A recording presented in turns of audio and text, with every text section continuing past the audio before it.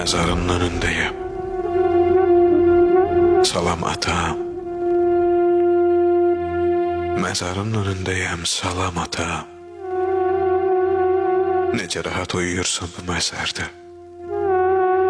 Bir səs elə nəfəsini duyam ata. Get-gedə çox soyuyursan bu məzərdə.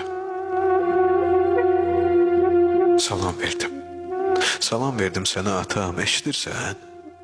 Sənə gəldim, sənə atam. De görürsən? Niyə almırsan salamı sən atacan? Nə dinirsən, nə də ki heç dindirirsən. Boş qalıb da evin sənsiz, ocaq sənsiz. Bəstəyirdin sizlər mənim hər şeyimsiz. Nə görmüsən bu qapqara daş məzərdə.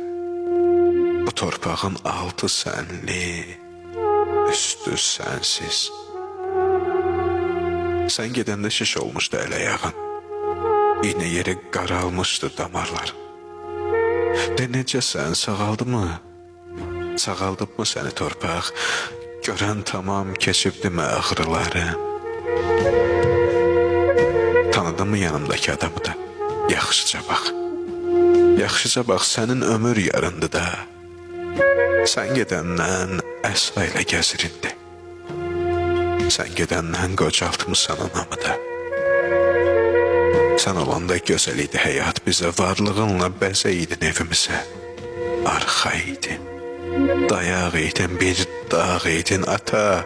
Ata kimi nur səpirdin qəlbimizə. Darıxma sən. Bilirəm ki göylərdəsən, bilirəm ki buralara gələnmirsən. Zaman gələr, mən gələrəm sənə ata. Sən deyərsən mənim balam, xoş gəlmisən. Rıfan sıraçlı qələmlə.